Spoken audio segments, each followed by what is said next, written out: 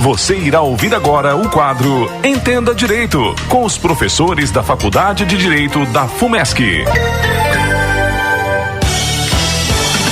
Após o recesso na faculdade, nós estamos voltando aqui gentilmente com o quadro, gentilmente com a participação dos professores da FUMESC. Conosco hoje nós teremos dois professores para falar de um importante assunto. Conosco já aqui no estúdio o professor Felipe Sancho e também o professor André Kersel. Direito à saúde, direito de todos? É a pergunta que se faz. Eles vão explicar melhor e vão falar melhor desse tema. Professor Felipe, prazer tê-lo aqui novamente no nosso programa. Muito bom dia.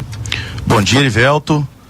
É um prazer estar aqui, né, representando aí a FUMESC, mais uma vez, o curso de Direito, falando aí sobre um assunto tão importante que é o direito à saúde, né? E eu queria já mandar um abraço aqui, Erivelto, pessoal, para os nossos alunos, os nossos professores, né, lá da FUMESC, e vamos lá, vamos falar disso. Prazer tê-lo aqui, professor Felipe. Vai começar respondendo aqui o primeiro tema, mas eu já cumprimento também o professor André, que está aqui novamente hoje, nesse tema importante para a presença de dois professores. Professor André, prazer tê-lo aqui novamente também. Bom dia. Bom dia, o prazer é meu retornar aqui, um programa que tem tido uma repercussão tão positiva, né? E essa parceria da FUMESC, como o professor Felipe salientou, e estamos aí para ajudar a população no que precisar, né? Grande abraço aí, estendo também meus cumprimentos aos ouvintes, aos professores e a todos aqui. Muito obrigado. Professor André e professor Felipe. Começo perguntando pro professor Felipe, já vou direto no tema do quadro aqui, no tema dessa semana, né? No Brasil, todos têm direito à saúde, professor? Bem, Erivelto, essa é uma pergunta difícil de ser respondida, né? Mas vamos pelo viés jurídico aqui, né? Do que a população tem direito. Na realidade, Erivelto, o direito à saúde é um direito garantido na Constituição Federal, que eu não sei se todos sabem, nossos ouvintes, mas a Constituição Federal é aí a regra, a norma máxima do nosso país, e ela tem que ser protegida, como nós já falamos outras vezes aqui, e o direito à saúde é um direito constitucional, garantido lá no artigo 196 da Constituição, que diz o seguinte, Erivelto, eu vou até ler aqui porque eu acho que é importante para a população ter isso claro na mente, né? Que a saúde é um direito de todos e dever do Estado, garantido mediante políticas sociais e econômicas que visem reduzir o risco de doença e outros agravos. E importante aqui, acho que responde, né? E que deve ser garantido o acesso universal e igualitário a todos os serviços para a proteção da saúde da população. Então veja que esse é um direito garantido dentro da Constituição, Erivelto, e que é dever dos estados aí a assegurar esse direito. Já queria pontuar uma coisa que eu e o professor André, a gente já estava conversando ali fora. É importante a gente ter a consciência também de que é um dever do Estado, mas não é um dever só do Estado, porque a gente tem essa coisa, né, do que o Estado tem que fazer, não é? Acho que a gente tem que compartilhar um pouco dessa responsabilidade. A Lei 8.080, que é a lei do SUS, lá da década de 90, ela já traz que o dever do Estado não exclui o dever das pessoas, da família, das empresas e da sociedade. Veja só que a nossa legislação brasileira, ela impõe um dever não só ao Estado, Erivelto, mas a todos nós de assegurar essa saúde. Nós estamos aqui falando, estou vendo que o pessoal está já se manifestando aqui nas redes sociais. Se for possível, a gente coloca as perguntas aqui. Se não for, devido ao nosso tempo curto, assim como a gente faz todas as quintas-feiras, a gente responde depois, após o programa, algumas dúvidas, alguns questionamentos, até porque alguns vêm em áudio, não dá pra gente ouvir com o programa em andamento. Queria saber se o professor André tem essa mesma visão, professor. É por aí dentro do que falou o professor Felipe? Sim, claro, né? O que o professor falou com certeza deve ser observado aí. Não é porque o Estado tem essa responsabilidade que as famílias podem deixar de lado, né? O papel social das empresas também é muito importante, né? Enfim, não pode só empurrar para o Estado, claro que o Estado tem esse dever constitucional, né? O direito à saúde é um direito aí social fundamental, mas a gente não pode esquecer da família, da responsabilidade aí entre os familiares, né? Deixa eu voltar aqui um questionamento outro para o professor Felipe Sancho, não entenda direito, desta quinta-feira. As prefeituras, elas devem assegurar o amplo acesso à saúde, professor? Bem, Erivelto, a questão de falar da prefeitura é importante porque porque a prefeitura acaba sendo o órgão do poder público mais próximo da população, né? Porque a pessoa, ela tem uma doença, ela precisa de uma cirurgia, ela precisa de um exame, o que está mais próximo, né, de se socorrer? São as prefeituras, as secretarias de saúde, o postinho, né, o pronto-socorro e etc. Na realidade, essa pergunta, Erivelto, se a prefeitura tem que assegurar esse amplo acesso, é uma pergunta que a resposta é positiva, sim. Né? Lógico que nós estamos falando da prefeitura aqui, que é o município, mas eu queria também salientar um ponto de que, segundo a nossa Constituição, o dever de assegurar a saúde é um dever da União, né, no âmbito federal, está lá o presidente da República, o Ministério da Saúde, é um dever dos estados, ok? Eu não sei se a população sabe, mas a Secretaria de Estado de Saúde tem pontos de atendimento à população, principalmente com medicamentos mais caros, de média e alta complexidade, tratamentos mais caros, porque às vezes a gente vai direto na prefeitura e deixa, às vezes, de ser atendido, porque esses atendimentos são feitos por órgãos do Estado. E lógico que a prefeitura é mais perto da gente, né? Inclusive, as prefeituras, elas são orientadas, né, a receber essa população, direcionar essa população em locais que elas podem efetivamente ser atendidas. Mas o Estado deve sim assegurar esse acesso à medicação, o acesso às terapias, aos tratamentos, às cirurgias, né? E logicamente que no caso de sua negativa a gente tem aí um socorro, né? Que nós vamos falar que é o próprio Estado que nos socorre através do judiciário, Erivelto. Eu vou perguntar agora pro professor André. Professor André, em caso de necessidade de medicamentos, exames, cirurgias, enfim, outros atendimentos médicos, o que pode fazer o cidadão que não tem condição de pagar por esse tratamento?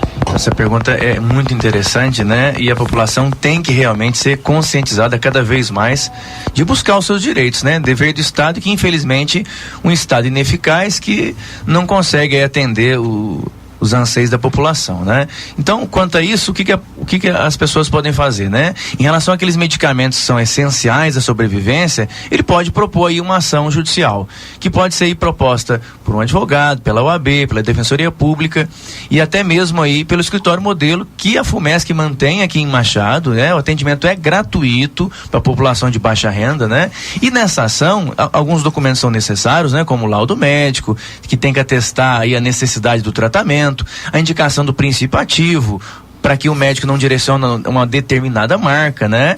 E nessa ação é muito interessante que ela pode ser proposta no próprio juizado especial, né? O famoso juizado de pequenas causas, cujo andamento é mais fácil, o acesso é mais fácil à população e principalmente o prazo de resposta é mais fácil, né? E nessa ação você já pede aí uma obrigação de fazer, como o professor Felipe salientou aí, contra o município, União ou Estado, e nessa obrigação de fazer o juiz vai arbitrar um tempo para que um desses poderes aí forneça um medicamento, né? Tantos dias, sob pena de uma multa diária, ou seja, forçando aí o Estado a cumprir com essa determinação aí, sob pena dele pagar uma multa indenizatória para aquele autor, aquela pessoa carente, né? E, inclusive, hoje os bens públicos não podem ser em regra penhorados, né? Ou seja, eu não posso bloquear bens de uma forma geral em outras ações. E tem se admitido nessas ações de medicamentos o sequestro de dinheiro, justamente para poder sequestro de dinheiro da própria prefeitura, no caso, justamente para poder arcar com essa obrigação aí que o Estado muitas vezes não consegue, via administrativa, cumprir, né? Tem uma pergunta aqui, não dá tempo de fazer outras, eu vi que tem mais outras duas, mas eu acho que entendi o que o rapaz perguntou aqui. Vou perguntar para um dos dois professores, ou para o professor Felipe ou para o professor André. O rapaz é o Leonardo Caproni. Ele diz o seguinte, aqui ele mandou por escrito agora: boa tarde, minha mãe tem plano de saúde, mas no postinho não dá remédio para ela com receita de plano de saúde. Aliás, fornece, mas precisa de trocar para a receita do SUS. Ele não completou a pergunta, mas imagino que ele quer saber se isso, como age nessa, se está certo esse procedimento. O procedimento, né? Uhum. Na realidade, é Leonardo, né? Leonardo Caproni. Leonardo Caproni. Primeiro agradecer aqui a participação, né, do ouvinte, e vamos falar sobre isso. Na realidade, Erivelto, se a gente pegar aqui a letra da lei, o que nós temos acesso, o acesso ao medicamento, o acesso à saúde deve ser um acesso amplo. Porém, nós temos que sensibilizar também a população, né, e ficarmos aí, entendermos o que? Existem protocolos, existem procedimentos de controle de gastos públicos, controle de efetivação dessas políticas. Então, assim, na sua maioria, os estados, os municípios exigem sim que o tratamento seja feito pelo SUS, porque o SUS é universal. Né? A gente tem que ter em mente que mesmo aquele que é particular, mas que ele presta serviços aí para a população, ele está dentro de um sistema de saúde que é único, né? Ainda que seja uma natureza privada. Então é importante que nesse caso em especial, ele vá até o SUS, né? Vá até o pronto-socorro, vá até o PSF, eu não sei onde ele faz o tratamento, né? Vá até onde que tem, como é que é o nome aqui lá? Ele falou que foi no postinho, imagino que deve ser o programa de saúde da família. Sim, PSF, né? Para poder passar por um médico aí da rede pública, né?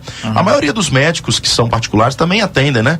Pela rede pública, então isso é algo muito comum, mas é mais para efeito de controle aí desse fornecimento. Tem mais uma pergunta, acho que dá tempo aqui, gentilmente, atendimento dos professores da FUMESC aqui, falando desse tema hoje. Outra, eu prometo para as pessoas que mandaram, e a gente responde fora do ar aqui, devido ao nosso tempo, né? Mas a Eunice de Souza mora na Vila Centenária, ouvinte aqui do nosso jornal e desse quadro aqui todas as quintas-feiras. Ela diz o seguinte: moro na Vila Centenária, gostaria de saber dos professores se uma pessoa que faz tratamento oncológico, por exemplo, em Alfenas, e tem que tomar uma injeção de 3 em 3 meses, o ônibus da saúde diz que tem que tomar aqui em Machado, mas a pessoa é de idade, já faz 12 anos que toma em Alfenas. O que faz numa situação dessa? É direito ou não?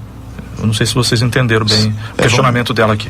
Eu não entendi ao certo se na verdade a senhora quer ir até Alfenas ou se quer tomar aqui a vacina em Machado. Ela faz tratamento oncológico em Alfenas, tem que tomar a injeção de 3 em 3 meses. Sim.